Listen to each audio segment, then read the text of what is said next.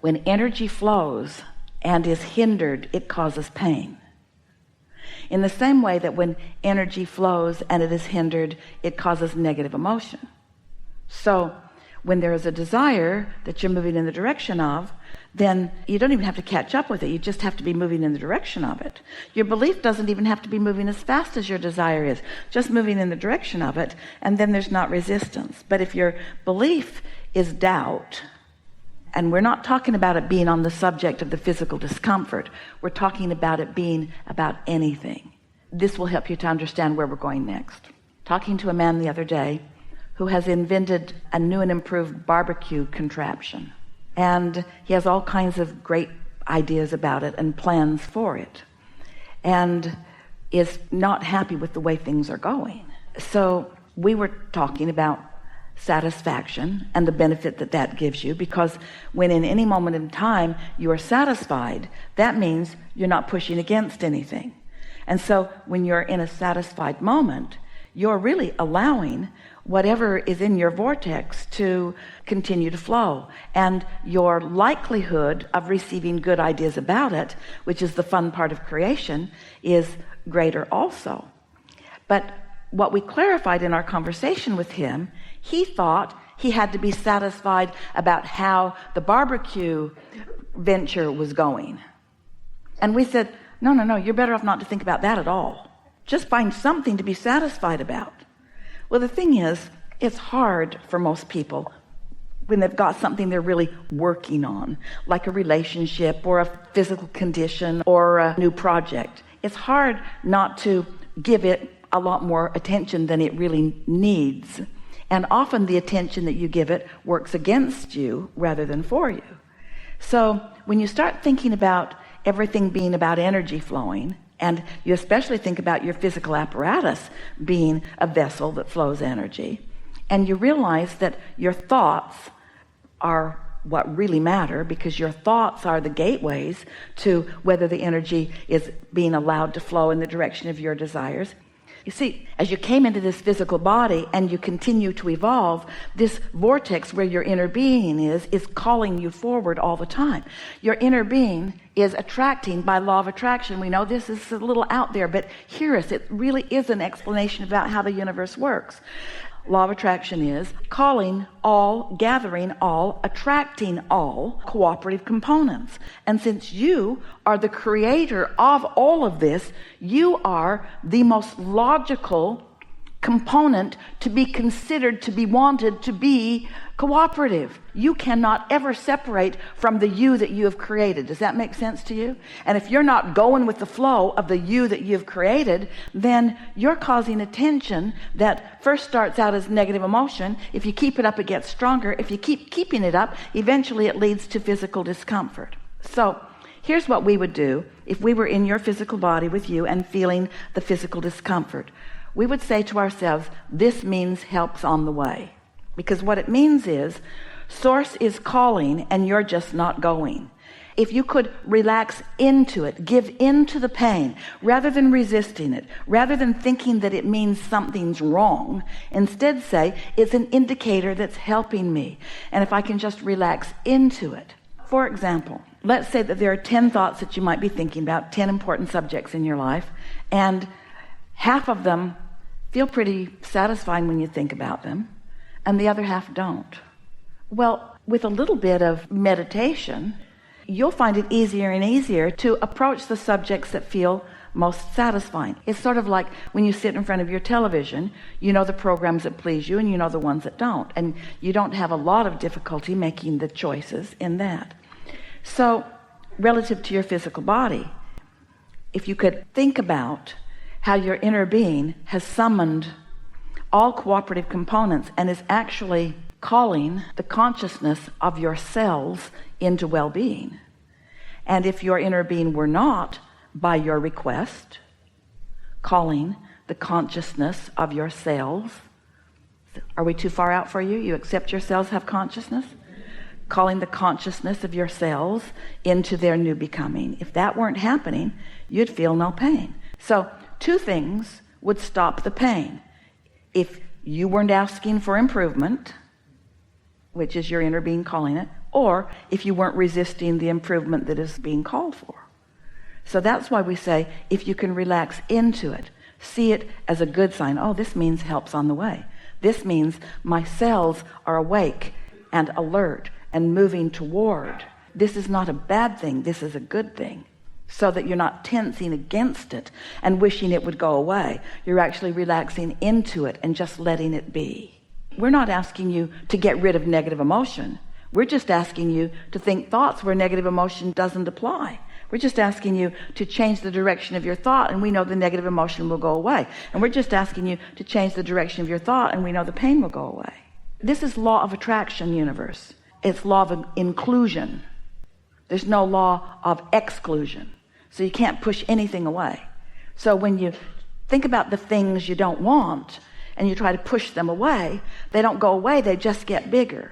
So now we want to say to you, it's not your thoughts about your body that are the reason for your pain. It's your thoughts about things that you're worried about. It's the things you worry about. It's the unsatisfying thoughts you have. And most of them, you would be shocked to realize how really insignificant in the scope of your life they really are. People make mountains out of molehills. You make big deals out of things that aren't big deals. And part of it is because you've been trained to find a problem and solve it. But when you find a problem, you make it bigger.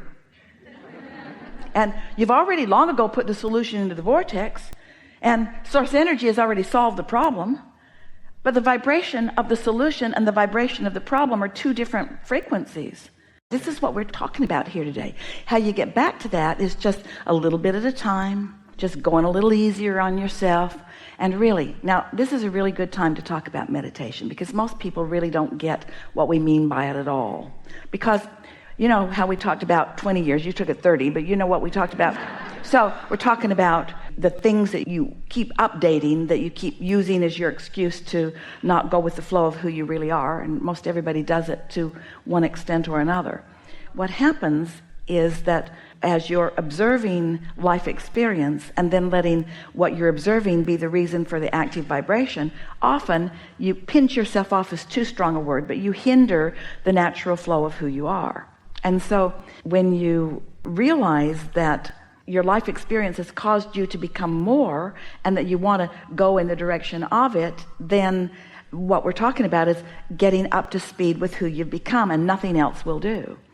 The reason that we talk about meditation is because you've got these beliefs that are in the way. And your beliefs, you didn't make them up. They're based upon experiences that you've lived. And they make sense to you, and you keep renewing them. But the fact is, you have beliefs that are not valid, that are in the way of what is valid.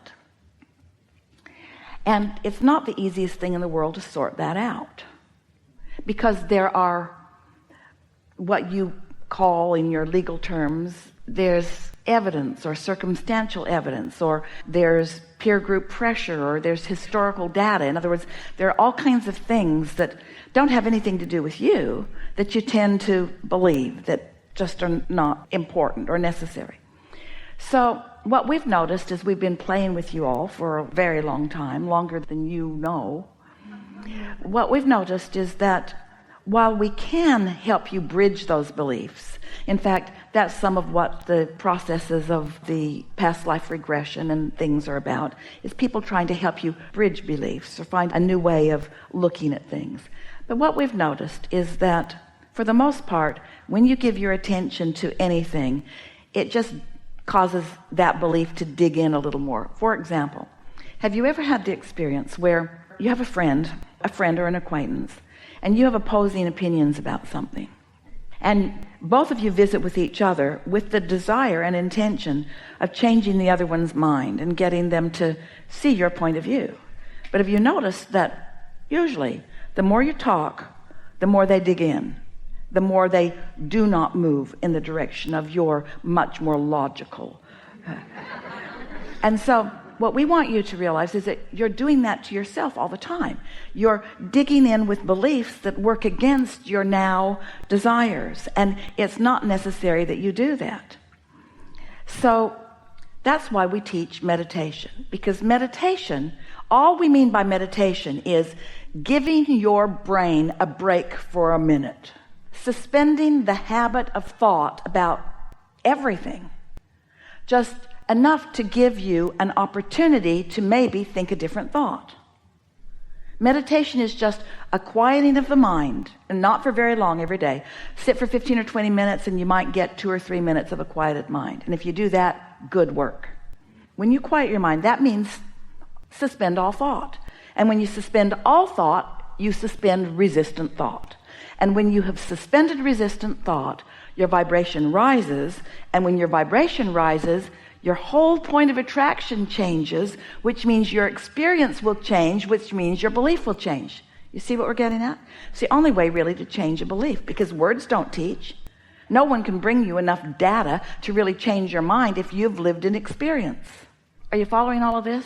By meditation, we mean quieting your mind. Now, here's the way that we've noticed works the best for you. Sit in a quiet room, be comfortable, be alone if you can, unless you're really compatible with the people that you're with. And as you quiet your mind, just focus upon something that doesn't have much interest. Esther likes to focus on, because she can usually find it in every environment, an air conditioner. And often, Esther's begun to enjoy the more little things that are going on, like an occasional dog barking, or a rippling of a stream outside, or an airplane flying over, or whatever. The more other things that are going on, the more she enjoys isolating that specific thought, focusing on that specific thing. So even though in the beginning she'll usually be aware of this and that and the other, it's not long before that's what she really hears, and that's all that she really hears. And when that's all that she really hears, now her mind must quiet, because that's not interesting. In other words, she doesn't think, I've heard better. Or she doesn't think, you might need a new solenoid. She's not really thinking about that. She's just noticing it. She's just aware of it, which is thinking. But you get what we're talking about? And so in the boredom of the unimportant, whatever it is that she's focused upon, her mind just relaxes, and beliefs that have been active aren't, and her whole point of attraction changes. And hers, yours too, vibration rises. When she's not doing that thing that doesn't let it, her vibration rises until she's vibrationally same as her own inner being. Whew, that is such a nice place to be. Now, at first, no messages from God come booming through. It's not like that. It just feels really satisfying. Don't try to make anything happen with it. Don't try to receive guidance. Don't try to solve problems, because then you're just right back in that place that you were before you sat. Just let your mind relax for a little bit. And as the vibration rises and you become vibrationally equivalent to your inner being, now you're in a different point of attraction. What happens is, even though you can't recognize it that first time or second or third or fourth, or maybe it won't ever be perfectly obvious to you what's happened to your point of attraction, but everything in your experience will change. Your relationship with every person, your relationship with your own body, your relationship with everything changes, because the resistance that you've been dragging around becomes less and less of a factor. So your beliefs begin to change. The mix between you and you begins to shift. And the benefit of it is that, first of all, you feel better more of the time.